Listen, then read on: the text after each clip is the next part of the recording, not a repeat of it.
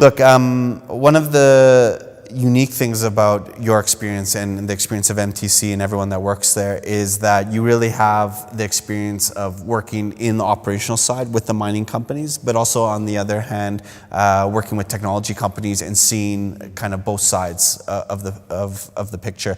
So I really wanted to get some questions and ask you kind of about technology and just general ideas about how we implement different technologies from an operational standpoint. In terms of you are you're sitting there bringing in new technology, and you're obviously with the asset owners. And what is the biggest complaint you're seeing from the asset owners in terms of how they work with technology companies or how things are working in that aspect?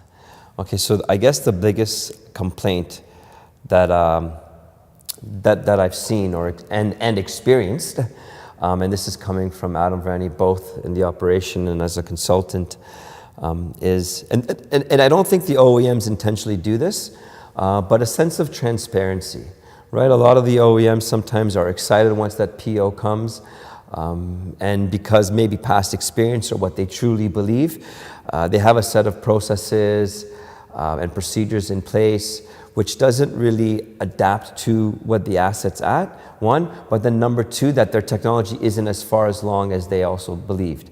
And so I think that's a frustrating thing, because right away you feel like, oh, you know, I've been duped, or, you know, there wasn't too much transparency in that conversation. And you know, it's just frustrating, because if I knew from the beginning, then I could have helped, right? If I knew that, oh, when you give me this process or this technology, or how far along it's on, and oh, but you know, Adam, we know that we have gap A, B, and C, then I can already be proactive and start to attack it, get the asset involved, and it's more of a partnership solution. When there's a sense of, oh, you know, they weren't transparent, oh, I didn't know about this, they never said that, then you don't feel that it's a partnership. Then there's a sense of, well, I'm the client and you're the OEM, and that's not always a fun place to be.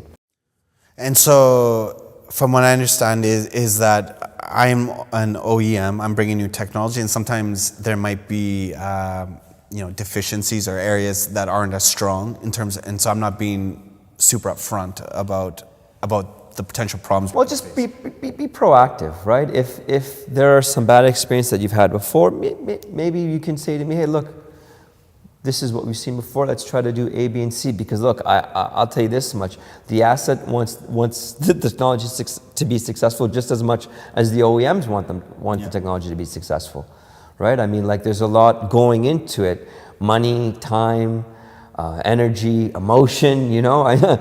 You know, projects don't have emotion, but you know, it's hard not to get into it when, you know, you're making that big change in an asset. Absolutely. So it'd be good to at least put it on the table. Like I said, I don't think it's intentional, right? Everyone's always putting their best foot forward. But I mean, we are all human as well, right? And so I think it'd be good just to have everyone on the playing field. Yeah, sorry. And I think a very interesting thing about this industry, especially when it comes to new technology, is that there is a bit of a partnership that's naturally going to happen. I mean, there's not a whole bunch of free mines where people can practice their technology on. So if you're going to try and put on an autonomous any equipment and try and join a fleet, you do kind of have to go into that a little bit blind in terms of that, and you have to work with the asset. And so that's a thing that is very important to kind of be upfront and that they work together.